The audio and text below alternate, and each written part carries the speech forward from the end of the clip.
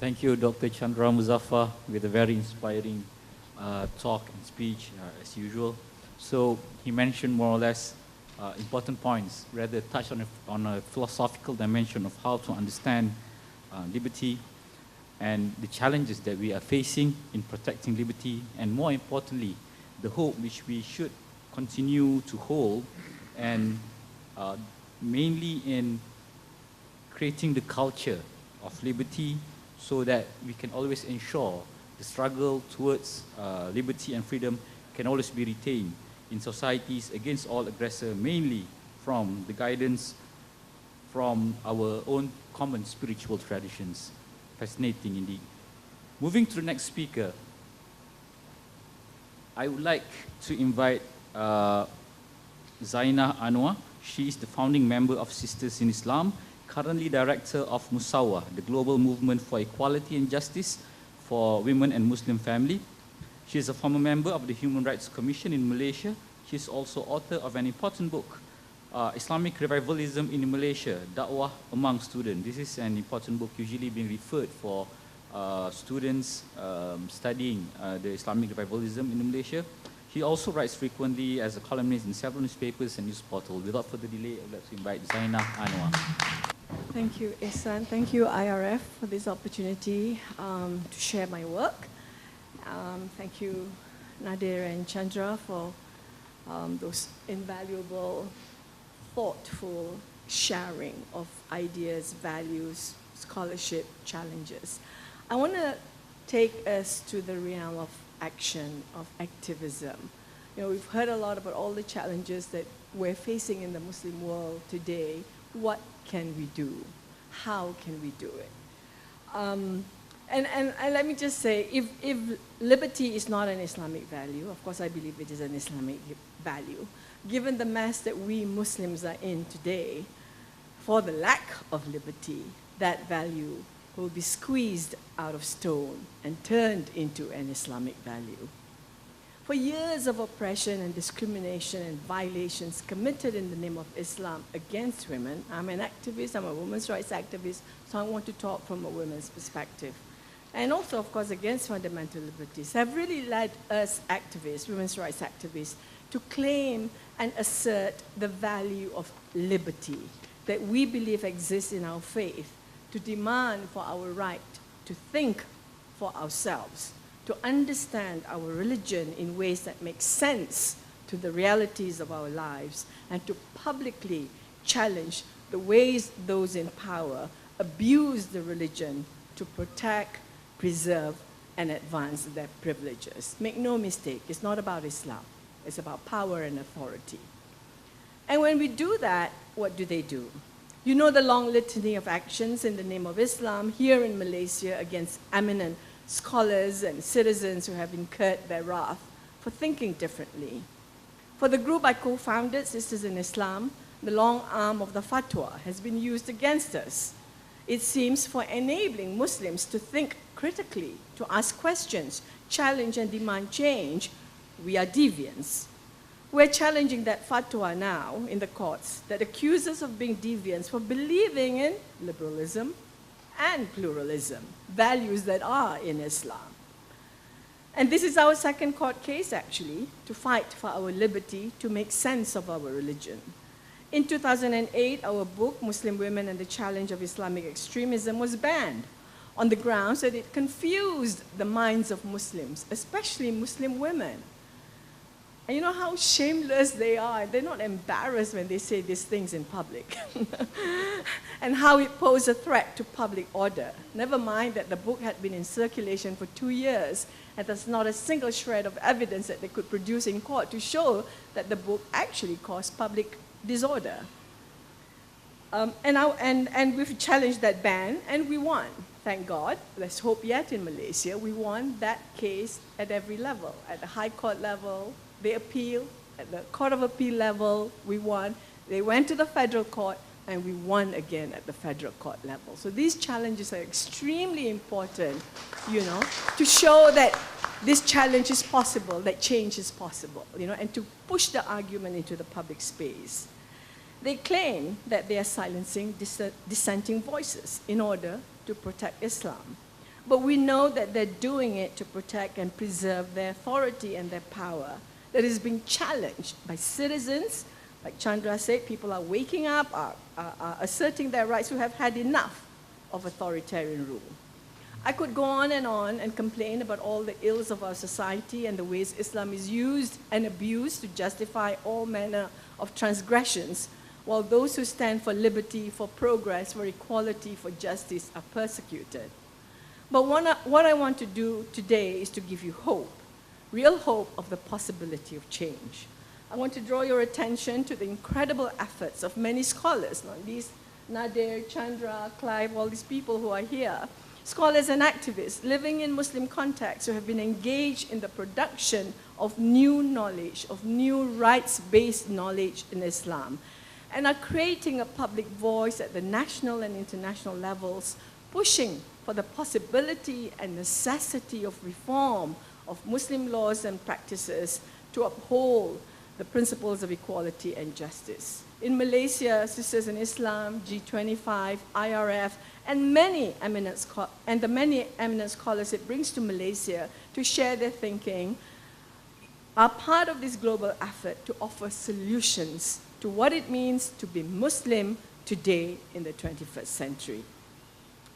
In the Muslim world today, increasing numbers of scholars and women's rights activists are engaged in producing new knowledge and new understandings of Islam to bridge the seeming divide between Islam and human rights and women's rights, to really answer that challenge of modernity that Nader Hashemi brought up. This work that's happening today separates patriarchy from Islam's sacred texts. It transcends ideological dichotomies such as secular feminism versus religious feminism. They want to divide us into binaries, all the forces of good on one side, all the forces of evil on the other. But many activists and scholars today are breaking these constructed binaries. Islam versus secular feminism versus religious feminism, Islam versus human rights, Islam versus women's rights. This work shows these dichotomies to be false and arbitrary. It points out that the real battleground is not between Islam and secularism or human rights or women's rights, but between despotism and patriarchy on the one hand and democracy and egalitarianism on the other.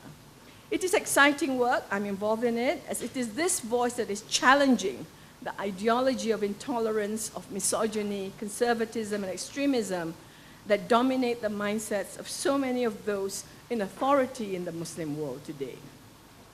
It is led by Muslim scholars and activists who advocate a review and critical reinterpretation of the exegetical and jurisprudential texts and traditions within Islam.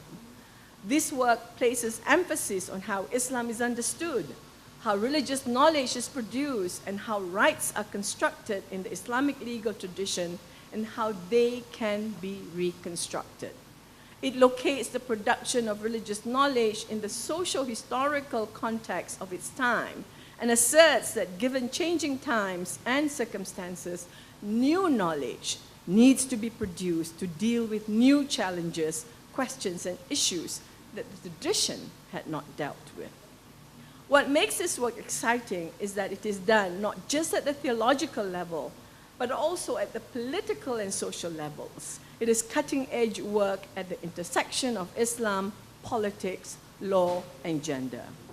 In Morocco, I've just come back from Morocco. In Morocco and in Tunisia today, scholars and activists are working together to produce groundbreaking scholarship to re-examine the justifications for discrimination against wives and daughters in inheritance rules. This is like considered the last bastion for change in the Muslim world, to address the complaints, discriminations, and injustices faced by women upon the death of their fathers and husbands.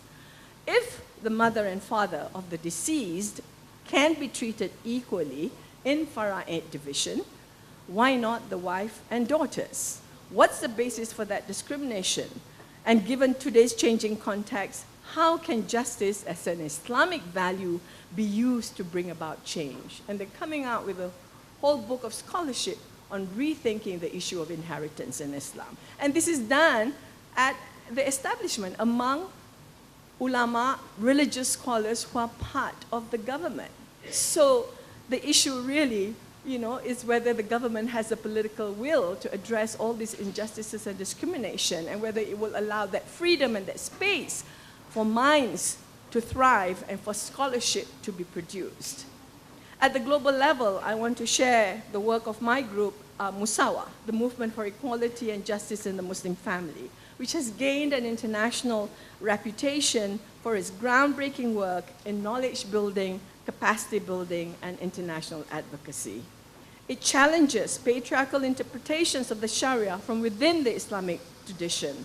It links scholarship with activism to bring new perspectives on Islamic teachings, inserting women's voices and concerns into the production of religious knowledge and legal reform in Muslim contexts. It uses a holistic framework, the Musawa framework for action, that integrates Islamic teachings, universal human rights principles, contemporary state constitutions and laws that recognize equality and non-discrimination, and the lived realities of women and men today to argue for the possibility of reform and for the necessity of equality and justice for women living in Muslim contexts. Our latest knowledge-building project on the issue of Qiwamah and Wilayah, the twin legal concepts in the Islamic tradition that mandate male authority over women, has produced a groundbreaking publication, Men in Charge, ? Rethinking Authority in Muslim Legal Tradition. This book has received raving reviews from major Islamic scholars. The chapters in the book raise several important questions supposedly they were not supposed to ask. Why and how did the verse 434, commonly interpreted to mean that men have authority over women, and not other Quranic verses that uphold equality and justice and compassion between men and women, why did that verse become the foundation of the legal construction of marriage in Islam? How and through what legal logic did these two concepts become organizing principles in Muslim family laws? Why are these concepts still the basis of gender relations in the imagination of modern-day jurists and Muslims who resist and denounce the idea of equality in marriage as alien to Islam? What do equality and justice mean for women and the family today? I would urge you to buy the book. It's on Amazon. And today it's used in over 20 universities in 8 countries, including some Arab countries, for different courses in Islamic studies. I hold my breath for the first Malaysian university to use this book. The book has also been translated into Arabic and was launched in Cairo earlier this year. Musawa also works in 2 other key areas: capacity building, international advocacy. Chandra talked about the importance of building a culture of debate, of questioning, of challenging, of standing up. We have what we call the I Engage course, Islam and Gender Equality and Justice. It's a 7-day, very intensive course that exposes women's rights activists and some policymakers, they do come to our course, to how knowledge is produced in the Islamic tradition by examining the methodology and conceptual tools used to build the interpretive and legal traditions in Islam. Participants learn how the Quran is interpreted, how hadith is transmitted, how fiqh, Islamic jurisprudence, is constructed, all within a social context, and explore the possibilities of constructing new understandings to deal with changing times and circumstances, and develop action plans on strategies for reform and building a public voice and culture of debate on matters of religion. In the past 2 years, we've held several regional trainings for South Asians from Pakistan, Bangladesh, India, Sri Lanka, for the Horn of Africa activists in Sudan, Somalia, Somaliland, Ethiopia, Kenya, Uganda, and for Middle East activists from Egypt, Jordan, Palestine, Tunisia, Morocco, Algeria, Lebanon, Saudi Arabia. In fact, all our last 4 trainings in the past 16 months have been in the Arab world. The demand for change is so intense there. Guys, the world is changing. So don't be left behind, okay? I should be telling this to Jakim and it's ill, yeah? You're here because you want to see change. Many find the cause empowering and transformative as they discover an Islam that is liberating and that makes sense to their realities. The course builds their knowledge and courage to critically engage with the ways their governments and religious authorities use Islam to justify discrimination against women and offer an alternative vision of Islam that upholds equality and justice. This training is critical as we believe that change can only happen if we can build a public voice and a public will for reform to take place. Reform is not going to come from the top. It's got to come from the bottom to push and make it sustainable. And today, more and more women's rights activists living in Muslim contexts have begun to recognize the strategic need to understand Islam better, acquire the knowledge and courage, not just to challenge the ways the religion is used to discriminate against women and violate fundamental liberties, but more importantly, to offer an alternative vision that reconciles Islam with human rights and women's rights. In countries and communities where Islam is used as a source of law and public policy, like in Malaysia, I believe this is an imperative. In the area of international advocacy, the third area of MUSAWAH's work, we are engaged deeply with the CEDAW process, the Convention on the Elimination of All Forms of Discrimination Against Women, because this is the most important international convention that women's groups in Muslim countries engage with to push their governments towards change. And we did a major research looking at 41 countries, Muslim countries, and 2 from minority Muslim contexts, and how they use Islam, the governments use Islam, these members of the OIC use Islam to justify the reservations to the treaty and to justify why they cannot comply with their treaty obligations to reform discriminatory laws. We critique their approach and offer the MUSAWAH framework as an approach that reconciles Islam with women's rights and provide the conceptual legal tools and language to argue for the possibility of equality and justice and reform of Muslim family laws. Today, we regularly submit thematic reports and issue oral statements on Article 16 on marriage and family in Geneva. And whenever key Muslim countries or countries with minority Muslim populations report before the CEDAW committee. Governments that continue to say before the CEDAW committee that Muslim family law, the Muslim family law of their country which discriminate against women cannot be challenged or cannot be changed because they're God's law are today routinely questioned by the CEDAW experts who are now aware of the diversity of interpretations and juristic opinions and the richness of the Muslim legal tradition that enables reform to take place because of the regular, systematic, and substantive interventions that MUSAWAH has made. The CEDAW experts use the examples we provide of good practices from various Muslim countries to question governments that if indeed these discriminatory laws are divine and cannot be changed, why then do different Muslim countries have different laws and practices on any particular issue, all on the basis of Islam? Why does Tunisia ban polygamy? Why do Saudi Arabia, Syria, Jordan, Egypt, and Lebanon allow a woman to include in her marriage contract that the husband cannot take another wife? And if he breaches this term of the marriage, she is entitled to a divorce. Why does Morocco have equal and minimum age of marriage for both boys and girls at 18? Why do Pakistan, Bangladesh, Morocco, Tunisia not require a woman to have a wali, a guardian, in order to get married? Why do Turkey and Tunisia recognize the mother's equal right to guardianship of her children, while other Muslim countries say only the father has a right to guardianship of the children? You see, the issue indeed is not that there cannot be change, that there cannot be equality and justice for women in Islam. The issue is whether governments and those in religious authority have the political will to end discrimination against women. The arguments for reform are there. Within Islam, within our constitutional guarantees of equality and non-discrimination on the basis of gender, within the human rights principles that we subscribe to, our government subscribe to when we agree to be part of the international system, and not least in the realities of women's lives today and what it means to build and sustain the well-being of the family or members of the family, not just men. In the end, what we need to ask is this: what is the purpose of Islam in public life? What is the purpose of Islamic laws? Is it to bring about justice or to bring about supremacist rule?